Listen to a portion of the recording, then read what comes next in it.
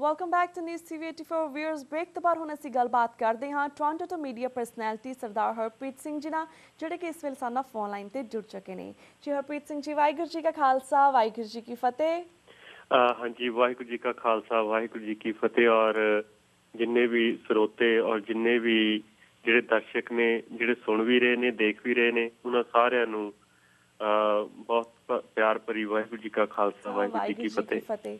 ਹਰਪ੍ਰੀਤ ਜੀ, ਅੱਜ ਸਭ ਤੋਂ ਪਹਿਲਾਂ ਅਸੀਂ ਤੁਹਾਡੇ ਕੋਲ ਇਹੀ ਜਾਣਨਾ ਚਾਹਾਂਗੇ, ਜਿਵੇਂ ਇੱਕ ਪਾਸੇ ਸਿੱਖ ਪੰਥ ਦੀ ਬਿਹਤਰੀ ਚਾਹਣ ਵਾਲੀ ਧਿਰ ਕੇਜਰੀਵਾਲ ਦੀ ਹਿਮਾਇਤ ਤੇ ਹੈ ਅਤੇ ਦੂਸਰੇ ਪਾਸੇ ਆਜ਼ਾਦੀ ਪਸੰਦ ਪੰਥਕ ਧਿਰਾਂ ਚੋਣਾਂ ਦਾ ਬਾਈਕਾਟ ਕਰ ਰਹੀਆਂ ਹਨ। ਅਕਾਲੀ ਦਲ ਅੰਮ੍ਰਿਤਸਰ ਚੋਣਾਂ ਵਿੱਚ ਸ਼ਮੂਲੀਅਤ ਕਰ ਰਹੇ ਹਨ। ਹਿੰਦੂ ਤਵੀ ਪਾਰਟੀਆਂ ਜਿਵੇਂ BJP ਤੇ ਕਾਂਗਰਸ ਪੂਰੇ ਜ਼ੋਰ ਸ਼ੋਰ ਨਾਲ ਲੜ ਰਹੀਆਂ ਹਨ। ਵੀਰ ਜੀ, ਪੰਥ ਪ੍ਰਸਤ ਸਿੱਖ ਤਾਕਤ ਤਾਂ 3 ਹਿੱਸਿਆਂ ਵਿੱਚ ਵੰਡੀ ਗਈ ਹੈ, ਪਰ ਹਿੰਦੂ ਤਵੀ ਵਿਚਾਰਧਾਰਾ ਉਸੇ ਤਰ੍ਹਾਂ ਸਲਾਮਤ ਹੈ। ਅੱਜ ਸਭ ਤੋਂ ਪਹਿਲਾਂ ਇਸ ਬਾਰੇ ਤੁਸੀਂ ਕੀ ਕਹਿਣਾ ਚਾਹੋਗੇ? ਜੀ ਬਿਲਕੁਲ, ਪਹਿਲਾਂ ਤਾਂ ਤੁਸੀਂ ਵੀ ਇੱਕ ਭੰਬਲ ਭੂਸੇ ਵਾਲੀ ਗੱਲ ਕੀਤੀ ਆ, ਔਰ ਬਿਲਕੁਲ ਰਿਐਲਿਟੀ ਇਹੀ ਆ ਜੀ ਕਿ ਸਿੱਖ ਕੌਮ ਨੂੰ ਦਰਪੇਸ਼ ਇੱਕ ਇਹੋ ਜਿਹੀ ਸਿਚੁਏਸ਼ਨ, ਇੱਕ ਇਹੋ ਜਿਹੀ ਸਥਿਤੀ, ਜਾਂ ਮੈਂ ਕਹਾਂ ਕਿ ਮਹਾ ਸਥਿਤੀ ਦਾ ਸਾਹਮਣਾ ਅੱਜ ਕਰਨਾ ਪੈ ਰਿਹਾ। ਔਰ ਵਾਕਈ ਉਹਦੇ ਵਿੱਚੋਂ ਕਿਹੜਾ ਰਾਹ ਚੁਣਿਆ ਜਾਵੇ, ਕਿਹੜੇ ਰਾਹ ਦੇ ਉੱਤੇ ਚੱਲਿਆ ਜਾਵੇ, ਕਿਹੜਾ ਰਾਹ ਇਹੋ ਜਿਹਾ ਜਿਹੜਾ ਮੰਜ਼ਿਲ ਵੱਲ ਪਹੁੰਚਾ ਸਕਦਾ, ਜਾਂ ਕਿਹੜਾ ਰਾਹ ਇਹੋ ਜਿਹਾ ਜਿਹੜਾ ਘੱਟ ਤਰੱਦਦ ਦੇ ਨਾਲ ਮੰਜ਼ਿਲ ਤੱਕ ਪਹੁੰਚਾ ਸਕਦਾ। ਹੁਣ ਜਿਵੇਂ ਤੁਸੀਂ 3 ਚੀਜ਼ਾਂ ਦੀ ਗੱਲ ਕੀਤੀ ਆ ਜੀ, ਕਿ ਇੱਕ ਤਾਂ ਸਿੱਖ ਪੰਥ ਦੇ ਵਿੱਚ ਜੋ ਸਿੱਖ ਪੰਥ ਹੈ ਉਹ 3 ਫੈਕਸ਼ਨਾਂ ਦੇ ਵਿੱਚ ਵੰਡਿਆ ਗਿਆ। ਮੈਂ ਇੱਕ ਚੌਥਾ ਫੈਕਸ਼ਨ ਹੋਰ ਦੱਸਣਾ ਚਾਹੁੰਦਾ, ਜਿਹੜਾ ਬਾਬਿਆਂ ਦਾ, ਉਹ ਚਾਹੇ ਨੂਰ ਮਹਿਲੀਏ ਦਾ ਹੈਗਾ ਇੱਕ ਸੈਗਮੈਂਟ, ਚਾਹੇ ਰਾਧਾ ਸਵਾਮੀਆਂ ਦਾ ਸੈਗਮੈਂਟ ਹੈਗਾ, ਚਾਹੇ ਉਹ ਸੌਦਾ ਸਾਧ ਦਾ ਜਿਹੜਾ ਸੈਗਮੈਂਟ ਹੈਗਾ, ਉਹ ਵੀ ਇੱਕ ਸਿੱਖ ਪੰਥ ਦੀ ਜਿਹੜੀ ਇੱਕ ਸਟਰੀਮ ਸੀ, ਇੱਕ ਧਾਰਾ ਸੀ, ਇੱਕ ਮੁੱਖ ਧਾਰਾ, ਉਹਦੇ ਵਿੱਚੋਂ ਇਹ ਵੰਡ ਹੋਇਆ ਇੱਕ ਵੱਖਰਾ ਸੈਕਟ ਕਹਿ ਲਓ, ਇੱਕ ਵੱਖਰੀ ਜਿਹੜੀ ਧਾਰਾ ਉਧਰ ਨੂੰ ਵੀ ਵਗ ਰਹੀ। ਹੁਣ ਇਹਨਾਂ 4 ਧਾਰਾਂ ਦੇ ਵਿੱਚ ਚਲੋ ਅਸੀਂ ਬਾਬਿਆਂ ਦੀਆਂ ਧਾਰਾਵਾਂ ਜਿਹੜੀਆਂ ਉਹ ਛੱਡ ਵੀ ਦਿੰਦੇ ਆ, ਕਿਉਂਕਿ ਉਹਨਾਂ ਦਾ ਕੋਈ ਰੁਖ ਨਹੀਂ ਹੁੰਦਾ ਕਿ ਕਿਹੜੀ ਪਾਰਟੀ ਨਾਲ ਉਹਨਾਂ ਨੇ ਜਾ ਵੱਜਣਾ। ਪਰ ਹੁਣ ਅਸੀਂ ਗੱਲ ਕਰਦੇ ਹਾਂ ਸਿੱਖ ਪੰਥ ਦੀ। ਸਿੱਖ ਪੰਥ ਦਾ ਇੱਕ ਬਹੁਤ ਵੱਡਾ, ਔਰ ਇਹ ਮੇਰਾ ਆਪਣਾ ਐਨਾਲਿਸਿਸ ਆ, ਕੋਈ ਜ਼ਰੂਰੀ ਨਹੀਂ ਕਿ ਮੈਂ ਉਸ ਐਨਾਲਿਸਿਸ ਦੇ ਵਿੱਚ ਬਿਲਕੁਲ ਉਹ ਸਹੀ ਹੋਵਾਂ। ਹਰ ਇੱਕ ਵਿਅਕਤੀ ਦੇ ਕੋਲ ਆਪਣਾ ਆਪਣਾ ਇੱਕ ਸੋਚਣ ਦਾ ਪੈਮਾਨਾ, ਆਪਣਾ ਇੱਕ ਸੋਚਣ ਦਾ ਜ਼ਰੀਆ ਹੈਗਾ, ਉਹਨਾਂ ਦੀ ਆਪਣੀ ਆਪਣੀ ਸੋਚ ਆ, ਉਸ ਸੋਚ ਦੇ ਮੁਤਾਬਕ ਸੋਚ ਸਕਦਾ। ਤਾਂ ਮੈਂ ਕੁਝ ਇੱਕ ਗੱਲਾਂ ਤੁਹਾਡੇ ਅੱਗੇ ਰੱਖਣੀਆਂ ਚਾਹੁੰਦਾ ਆ ਕਿ ਜਿਹਦੇ ਉੱਤੇ ਜੋ ਸਾਡੇ ਦੂਸਰੇ ਪੰਥ ਦਰਦੀ ਨੇ ਜਾਂ ਪੰਜਾਬ ਦਰਦੀ ਨੇ, ਉਹ ਇੱਕ ਵਾਰ ਤਵੱਜੋ ਜਿਹੜਾ ਹੈਗਾ ਉਹ ਜ਼ਰੂਰ ਦੇਣ। ਹਾਂਜੀ, ਹੁਣ ਇੱਕ ਚੀਜ਼ ਦੇ ਵਿੱਚ ਕੋਈ ਵੀ ਸ਼ੱਕ ਨਹੀਂ ਹੈ ਕਿ ਪੰਜਾਬ ਦੇ ਵਿੱਚ ਜਿਹੜਾ ਸਿੱਖ ਤਬਕਾ, ਖਾਸ ਕਰਕੇ ਜੋ ਸਿੱਖ ਭਾਈਚਾਰਾ, ਸਿੱਖ ਕੌਮ, ਉਹ ਇੱਕ ਖਲਾਅ ਵਾਲੇ ਮਾਹੌਲ ਦੇ ਵਿੱਚੋਂ ਗੁਜ਼ਰ ਰਹੀ ਆ। ਔਰ ਇਹੀ ਖਲਾਅ ਵਾਲਾ ਮਾਹੌਲ ਜੇ ਅਸੀਂ ਪਿਛਲੇ ਸਮਿਆਂ ਦੇ ਵਿੱਚ ਦੇਖਦੇ ਹਾਂ ਕਿ ਜਦੋਂ ਪੰਜਾਬ ਪੀਪਲ ਪਾਰਟੀ ਸੀ, ਲੋਕ ਜਿਹੜੇ ਨੇ ਉਹ ਇੱਕ ਬਦਲਾਅ ਚਾਹੁੰਦੇ ਨੇ, ਔਰ ਉਸ ਬਦਲਾਅ ਦਾ ਇੱਕ ਖਲਾਅ ਹੈ ਜ਼ਰੂਰ ਸਿੱਖ ਪੰਥ ਦੇ ਵਿੱਚ। ਔਰ ਉਸ ਖਲਾਅ ਨੂੰ ਭਰਨ ਦੇ ਲਈ ਕੋਈ ਵੀ ਚੀਜ਼ ਜਦੋਂ ਆਉਂਦੀ ਆ ਸਿੱਖ ਪੰਥ ਦੇ ਵਿੱਚ, ਤੇ ਸਿੱਖ ਪੰਥ ਉਲਾਰ ਹੋ ਕੇ ਉਸ ਚੀਜ਼ ਨੂੰ ਕਬੂਲਦਾ, ਕਿਉਂਕਿ ਉਹ ਜਿਹੜਾ ਖਲਾਅ, ਉਹ ਜਿਹੜਾ ਵੈਕਿਊਮ ਉਹ ਭਰਨਾ ਹੁੰਦਾ। ਚਾਹੇ ਪਿਛਲੇ ਸਮੇਂ ਦੇ ਵਿੱਚ ਉਹ ਮਨਪ੍ਰੀਤ ਬਾਦਲ ਦਾ ਇੱਕ ਵੱਖਰਾ ਰੁਝਾਨ, ਜਿਹਦੇ ਵਿੱਚ ਸਾਡੇ ਬਾਹਰਲੇ ਮੁਲਕਾਂ ਦੇ ਵਿੱਚ ਜਿਹੜੇ ਪੰਜਾਬ ਦੇ ਨਾਲ ਦਰਦ ਰੱਖਦੇ ਨੇ, ਸਿੱਖਾਂ ਦੇ ਨਾਲ ਦਰਦ ਰੱਖਦੇ ਨੇ, ਉਹ ਇੱਕਦਮ ਵੱਡਾ ਸਾਰਾ ਤਬਕਾ ਉਹਨਾਂ ਦੇ ਵੱਲ ਉਲਾਰ ਹੋਇਆ। ਇੱਕ ਮਿਡਲ ਕਲਾਸ ਫੈਮਿਲੀ ਜਾਂ ਉਹ ਲੋਕ ਜਿਹੜੇ ਥੋੜਾ ਆਲੇ ਦੁਆਲੇ ਤੋਂ ਸਿੱਖਦੇ ਨੇ, ਜਿਹੜਾ ਥੋੜਾ ਆਲੇ ਦੁਆਲੇ ਦੇ ਨਾਲ ਵਾਬਸਤਾ ਨੇ, ਜਿਹੜਾ ਦੂਰੋਂ ਹੋ ਕੇ ਪੰਜਾਬ ਦੀ ਸਿਚੁਏਸ਼ਨ ਨੂੰ ਦੇਖਦੇ, ਜਿਨ੍ਹਾਂ ਦੇ ਵਿੱਚ ਅਸੀਂ ਵੀ ਆ। ਔਰ ਇੱਕ ਬਹੁਤ ਵੱਡਾ ਤਬਕਾ ਜੋ ਬਾਹਰਲੇ ਮੁਲਕਾਂ ਦਾ PPP ਪੰਜਾਬ ਪੀਪਲਜ਼ ਪਾਰਟੀ ਦੇ ਵੱਲ ਉਲਾਰ ਹੋਇਆ, ਉਹ ਇੱਕ ਖਲਾਅ ਸੀ। ਔਰ ਬਹੁਤ ਸਾਰੀਆਂ ਕਿਆਸ ਲਾਈਆਂ ਗਈਆਂ ਸੀ ਕਿ ਜਿਹੜਾ ਪੰਜਾਬ ਦੇ ਵਿੱਚ ਇੱਕ ਬਦਲ ਆਏਗਾ, ਇੱਕ ਨਵਾਂ ਬਦਲ ਆਏਗਾ, ਜਿਹੜੀਆਂ ਰਿਵਾਇਤੀ ਲੀਡਰਸ਼ਿਪ, ਚਾਹੇ ਉਹ ਕਾਂਗਰਸ ਦੀ ਆ, ਚਾਹੇ BJP ਅਕਾਲੀ ਦਲ ਦੀ ਆ, ਉਹਨੂੰ ਇੱਕ ਬਦਲਾਅ ਦੇਵੇਗਾ। ਸੋ ਸਾਡੇ ਸਾਹਮਣੇ ਨਤੀਜੇ ਸਾਡੇ ਸਾਹਮਣੇ ਨੇ, ਕਿਉਂਕਿ ਉਸ ਸਾਈਕੀ ਦੇ ਵਿੱਚ ਪੰਜਾਬ ਦੇ ਲਈ ਭਾਵੇਂ ਸੁਪਨੇ ਸੀ, ਜਿਵੇਂ ਹੁਣ ਵੀ ਸੁਪਨੇ ਨੇ, ਬਹੁਤ ਸਾਰੇ ਸੁਪਨੇ ਨੇ। ਜਿਵੇਂ ਹੁਣ ਇਹ ਕਹਿ ਦੇਵਾਂ ਕਿ ਮੈਂ ਕਿਸੇ ਰੈਲੀ ਨੂੰ ਸੰਬੋਧਨ ਕਰਾਂ, ਮੈਂ ਮਤਲਬ ਕਿ ਕਹਿ ਲਓ ਅਨਫੋਰਚੁਨੇਟਲੀ ਜਿਵੇਂ ਕੋਈ ਇੱਕ ਲੀਡਰ ਹੋਵਾਂ, ਤੇ ਮੈਂ ਉੱਥੇ ਆ ਕੇ ਇਹ ਗੱਲਾਂ ਕਰਨੀਆਂ ਸ਼ੁਰੂ ਕਰ ਦੇਵਾਂ ਕਿ ਮੈਂ ਪੰਜਾਬ ਦੇ ਵਿੱਚੋਂ ਗਰੀਬੀ ਹਟਾ ਦੂੰਗਾ, ਮੈਂ ਪੰਜਾਬ ਦੇ ਵਿੱਚ ਜਿਹੜਾ ਧਰਤੀ ਦੇ ਥੱਲੇ ਪਾਣੀ ਗਿਆ ਉਹਨੂੰ ਮੈਂ ਚੱਕ ਲਊਂਗਾ, ਮੈਂ ਪੰਜਾਬ ਦੇ ਲੋਕਾਂ ਨੂੰ ਮੰਗਲ ਗ੍ਰਹਿ ਤੇ ਛੱਡ ਆਊਂਗਾ, ਮੈਂ ਉਹਦੀਆਂ ਜਿੰਨੀਆਂ ਮਰਜ਼ੀ ਜਿਹੜੇ ਸਬਜ਼ ਬਾਗ ਨੇ ਉਹ ਦਿਖਾ ਸਕਦਾ। ਪਰ ਗੱਲ ਇਹ ਕਿ ਰਿਐਲਿਟੀ ਉਹਨੂੰ ਉਹਨੂੰ ਤੁਸੀਂ ਅਕੰਪਲਿਸ਼ ਕਿਵੇਂ ਕਰੋਗੇ, ਉਹਨੂੰ ਤੁਸੀਂ ਉਹਦੀ ਪ੍ਰਾਪਤੀ ਕਿਵੇਂ ਕਰੋਗੇ, ਬਹੁਤ ਵੱਡਾ ਇੱਕ ਸਵਾਲ ਸਾਡੇ ਅੱਗੇ ਪੈਦਾ ਹੁੰਦਾ ਹੈ। ਕਿਉਂਕਿ ਅਸੀਂ ਹਮੇਸ਼ਾ ਤਲ ਸਤਹੀ ਤੌਰ ਦੇ ਉੱਤੇ ਸਾਰੀਆਂ ਚੀਜ਼ਾਂ ਦੇਖਦੇ ਹਾਂ ਤੇ ਇੱਕਦਮ ਜਦੋਂ ਸਾਡੇ ਅੱਗੇ ਲੀਡਰ ਇਦਾਂ ਦੇ ਲੱਛੇਦਾਰ ਭਾਸ਼ਣ ਕਰਦੇ ਨੇ ਤੇ ਅਸੀਂ ਉਹਨਾਂ ਵੱਲ ਕੀਲੇ ਜਾਂਦੇ ਹਾਂ ਔਰ ਆਪਣੀ ਵੋਟ ਦਾ ਜਿਹੜਾ ਇਸਤੇਮਾਲ ਕਰਦੇ ਆ ਉਹ ਗਲਤ ਤਰੀਕੇ ਨਾਲ ਕਰ ਬੈਠੇ ਆ ਔਰ ਜਿਹਦੇ ਜਿਹੜੇ ਹਾਲਾਤ ਅਸੀਂ ਅੱਜ ਦੇਖ ਰਹੇ ਹਾਂ ਉਹਨਾਂ ਚੀਜ਼ਾਂ ਦਾ ਨਤੀਜਾ। ਹੁਣ ਗੱਲ ਖਲਾ ਦੀ ਇਹ ਚੱਲੀ ਸੀ ਪਿਛਲੀ ਵਾਰੀ, ਉਹ ਖਲਾ ਜਿਹੜਾ ਸੀਗਾ ਉਹ PPP ਤੋਂ ਭਰਨ ਦੀ ਕੋਸ਼ਿਸ਼ ਕੀਤੀ ਗਈ ਔਰ ਉਹੀ ਖਲਾ ਜਿਹੜਾ ਹੈਗਾ ਉਹ ਅੱਜ ਜੋ ਸਾਡਾ ਇੱਕ ਵੱਡਾ ਤਬਕਾ ਬਾਹਰਲੇ ਮੁਲਕਾਂ ਦਾ ਖਾਸ ਤੌਰ ਦੇ ਉੱਤੇ ਜਿਹੜੇ ਕਿ ਕਾਂਗਰਸ ਤੇ ਅਕਾਲੀ ਦਲ BJP ਤੋਂ ਇੱਕ ਤਰ੍ਹਾਂ ਦੇ ਨਾਲ ਇੱਕ ਪੈਸਿਮਿਜ਼ਮ ਦੇ ਆਲਮ ਦੇ ਵਿੱਚ ਆਏ ਹੋਏ ਨੇ, ਨਿਰਾਸ਼ਤਾ ਦੇ ਆਲਮ ਦੇ ਵਿੱਚ ਆਏ ਹੋਏ ਨੇ, ਉਹ ਹਮੇਸ਼ਾ ਤੀਸਰਾ ਬਦਲ ਲੱਭਦੇ ਨੇ ਤੇ ਹੁਣ ਉਹ ਤੀਸਰਾ ਬਦਲ ਕਿੱਧਰ ਦੇਖ ਰਹੇ ਨੇ? ਕੇਜਰੀਵਾਲ ਦੇ ਵਿੱਚ।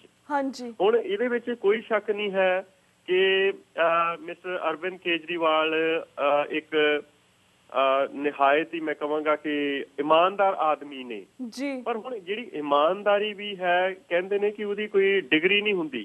ਇਮਾਨਦਾਰ ਜਾਂ ਇਮਾਨਦਾਰ ਆ ਤੇ ਜਾਂ ਇਮਾਨਦਾਰ ਜਿਹੜਾ ਜਾਂ ਕੋਈ ਵੀ ਵਿਅਕਤੀ ਜਾਂ ਬੇਈਮਾਨ ਹੈ, ਉਹ ਇਦਾਂ ਨਹੀਂ ਹੁੰਦਾ ਕਿ ਓਨੈਸਟ, ਮੋਰ ਓਨੈਸਟ ਜਾਂ ਮੋਸਟ ਓਨੈਸਟ, ਇਦਾਂ ਦੀਆਂ ਕੋਈ ਕੰਪੈਰੀਟਿਵ ਜਾਂ ਸੁਪਰਲੇਟਿਵ ਡਿਗਰੀਜ਼ ਨਹੀਂ ਹੈਗੀਆਂ ਇਹਦੇ ਵਿੱਚ ਜਿਹੜੀਆਂ ਓਨੈਸਟੀ ਦੇ ਵਿੱਚ। ਜਾਂ ਬੰਦਾ ਓਨੈਸਟ ਆ ਜਾਂ ਬੰਦਾ ਡਿਸਓਨੈਸਟ ਆ। ਹੁਣ ਜੇ ਅਸੀਂ ਕੇਜਰੀਵਾਲ ਹੁਣਾਂ ਦੀ ਗੱਲ ਕਰਦੇ ਹਾਂ, ਉਹ ਇੱਕ ਤਰੀਕੇ ਨਾਲ ਆਰਥਿਕ ਤੌਰ ਦੇ ਉੱਤੇ ਤਾਂ ਜ਼ਰੂਰ ਚਾਹੁੰਦੇ ਕਿ ਅਸੀਂ ਉਹਦੇ ਵਿੱਚ ਕਰਪਸ਼ਨ ਹਟਾਉਣੀ ਚਾਹੁੰਦੇ ਹਾਂ, ਅਸੀਂ ਉਹਦੇ ਵਿੱਚੋਂ ਬੜੇ ਲੰਬੇ ਮਤਲਬ ਕਿ ਬਹੁਤ ਸੋਹਣੇ ਵਾਅਦੇ ਕਰ ਰਹੇ ਨੇ, ਬਹੁਤ ਸੋਹਣੇ ਸਬਜ਼ ਬਾਗ ਜਿਹੜੇ ਨੇ ਉਹ ਦਿਖਾਏ ਜਾ ਰਹੇ ਨੇ ਔਰ ਉਹ ਜਿਹੜਾ ਲੋਕਾਂ ਦੇ ਵਿੱਚ ਇਕੱਲਾ ਪੰਜਾਬ ਦੇ ਤੋਂ ਬਾਹਰ ਵੀ ਅਸੀਂ ਗੱਲ ਕਰਦੇ ਹਾਂ ਉਹਨਾਂ ਦੇ ਵਿੱਚ ਵੀ ਇਹ ਖਲਾ ਆ ਜਿਹੜਾ ਕੇਜਰੀਵਾਲ ਦੇ ਨਾਲ ਉਹ ਚਾਹੁੰਦੇ ਨੇ ਕਿ ਉਸ ਨਾਂ ਦੇ ਨਾਲ ਭਰਿਆ ਜਾਵੇ, ਉਸ ਸੋਚ ਦੇ ਨਾਲ ਭਰਿਆ ਜਾਵੇ। ਹੁਣ ਆਪਣੀ ਥਾਂ ਉੱਤੇ ਦੇਖੋ ਕੇਜਰੀਵਾਲ ਕਿਉਂਕਿ ਭਾਰਤੀ ਨੇ, ਜੋ ਕੁਝ ਕਰ ਰਹੇ ਨੇ ਭਾਰਤ ਦੇ ਲਈ ਕਰ ਰਹੇ ਨੇ, ਪਰ ਸਵਾਲ ਸਾਡੇ ਵਿੱਚ ਇਹ ਪੈਦਾ ਹੋ ਜਾਂਦਾ ਜਦੋਂ ਅਸੀਂ ਪੰਥਕ ਧਿਰਾਂ ਦੀ ਗੱਲ ਕਰਦੇ ਹਾਂ ਜਿਨ੍ਹਾਂ ਦੇ ਵਿੱਚ ਅਕਾਲੀ ਦਲ ਪੰਚ ਪ੍ਰਧਾਨੀ ਔਰ ਦਲ ਖਾਲਸਾ ਇੱਕ ਪਾਸੇ ਉਹਨਾਂ ਨੇ ਬਾਈਕਾਟ ਕੀਤਾ ਔਰ ਦੂਸਰੇ ਪਾਸੇ ਸਰਦਾਰ ਸਿਮਰਜੀਤ ਸਿੰਘ ਮਾਨ ਜਿਹੜੇ ਨੇ ਉਹ ਚੋਣਾਂ ਲੜ ਰਹੇ ਨੇ ਜੀ।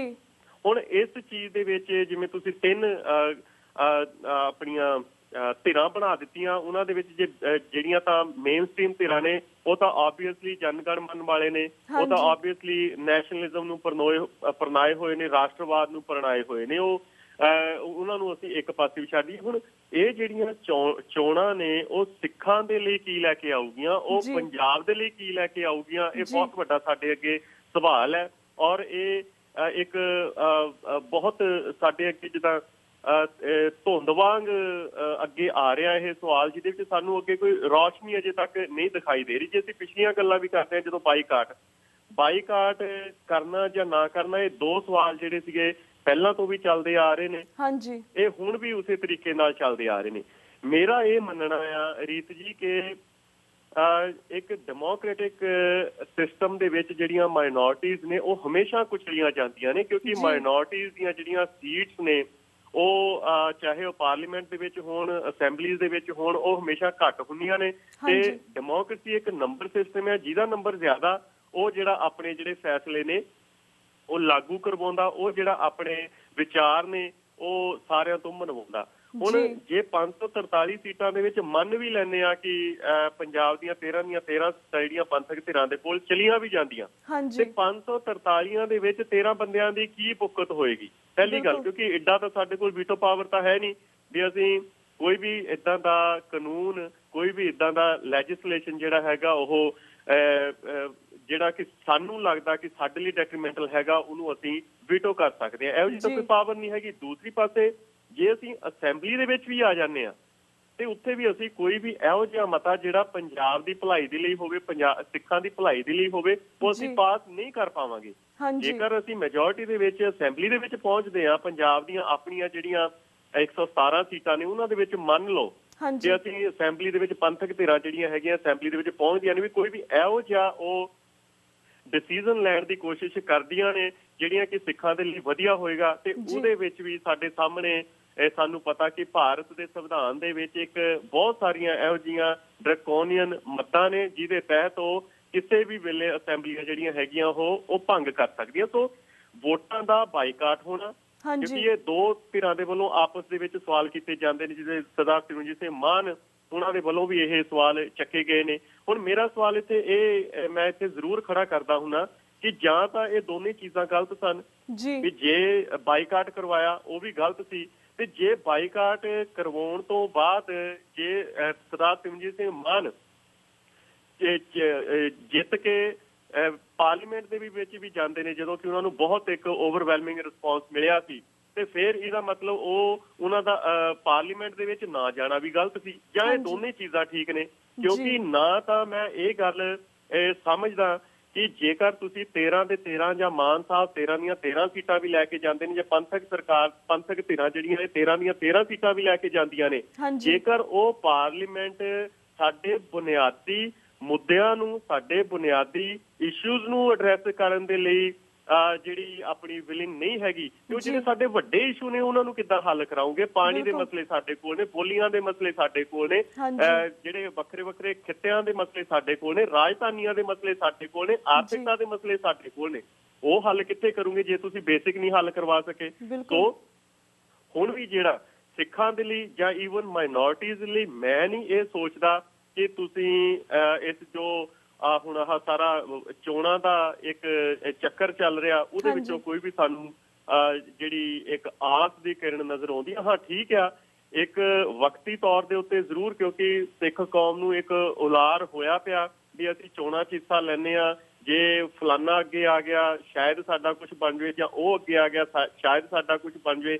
ਪਰ ਮੈਨੂੰ ਆਪਣੇ ਤੌਰ ਦੇ ਉੱਤੇ ਜ਼ਾਤੀ ਮੇਰਾ ਇਹ ਆਪਣਾ ਤਜਰਬਾ ਵੀ ਹੈ ਜੋ ਪਿਛਲੇ ਸਮਿਆਂ ਦੇ ਵਿੱਚ ਰਿਹਾ, ਤੇ ਮੇਰਾ ਇਹ ਵਿਚਾਰ ਵੀ ਹੈ ਕਿ ਪੰਜਾਬ ਦੇ ਵਿੱਚ ਜਿਹੜੀ ਮਰਜ਼ੀ ਪਾਰਟੀ ਜਿੱਤੇ, ਪਰ ਉੱਥੇ ਹਾਰ ਜਿਹੜੀ ਆ ਉਹ ਪੰਜਾਬ ਨੂੰ ਹੋਣੀ ਆ, ਤੇ ਚਾਹੇ ਅਸੀਂ ਅੱਜ ਅਜਮਾ ਲਈਏ ਚਾਹੇ ਅਸੀਂ ਫੇਰ ਕਦੀ ਵੀ ਅਜਮਾ ਲਈਏ। ਸੋ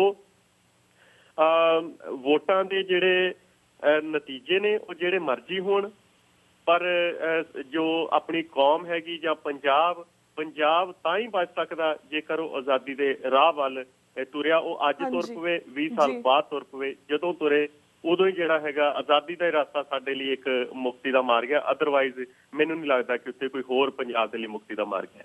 ਜੀ ਬਿਲਕੁਲ ਬਿਲਕੁਲ। ਤੇ ਹਰਪ੍ਰੀਤ ਜੀ ਤੁਹਾਡਾ ਬਹੁਤ ਬਹੁਤ ਸ਼ੁਕਰੀਆ, ਤੁਸੀਂ ਆਪਣੇ ਸਾਡੇ ਸਵਾਲ ਦਾ ਜਵਾਬ ਬੜਾ ਵੇਰਵੇ ਦੇ ਨਾਲ ਸਾਡੇ ਦਰਸ਼ਕਾਂ ਨੂੰ ਐਕਸਪਲੇਨ ਕੀਤਾ। ਤੇ ਸਾਡਾ ਹੁਣ ਵਕਤ ਸਮਾਪਤੀ ਵੱਲ ਜਾ ਰਿਹਾ। ਇਸੇ ਤਰ੍ਹਾਂ ਸਮੇਂ ਅਸੀਂ ਆਪਣੇ ਸਵਾਲ ਤੁਹਾਡੇ ਸਾਹਮਣੇ ਰੱਖਦੇ ਰਹਾਂਗੇ, ਤੁਹਾਡੇ ਵਿਚਾਰ ਜਾਣਦੇ ਰਹਾਂਗੇ, ਪਰ ਹੁਣ ਅਸੀਂ ਤੁਹਾਡੇ ਕੋਲ ਇਜਾਜ਼ਤ ਲੈਂਦੇ ਹਾਂ। ਵਾਹਿਗੁਰੂ ਜੀ ਕਾ ਖਾਲਸਾ, ਵਾਹਿਗੁਰੂ ਜੀ ਕੀ ਫਤਿਹ। ਜੀ ਬਹੁਤ ਬਹੁਤ ਧੰਨਵਾਦ ਜੀ। ਵਾਹਿਗੁਰੂ ਜੀ ਕਾ ਖਾਲਸਾ, ਵਾਹਿਗੁਰੂ ਜੀ ਕੀ ਫਤਿਹ। ਤੇ ਵਿਊਅਰਸ ਇੱਥੇ ਅਸੀਂ ਤੁਹਾਡੇ ਕੋਲ ਇਜਾਜ਼ਤ ਲੈਂਦੇ ਹਾਂ। ਕੱਲ੍ਹ ਨੂੰ ਮਿਲਾਂਗੇ ਸੇਮ ਟਾਈਮ ਸੇਮ ਸ਼ੋ ਤੇ। ਤਦ ਤੱਕ ਲਈ ਵਾਹਿਗੁਰੂ ਜੀ ਕਾ ਖਾਲਸਾ, ਵਾਹਿਗੁਰੂ ਜੀ ਕੀ ਫਤਿਹ।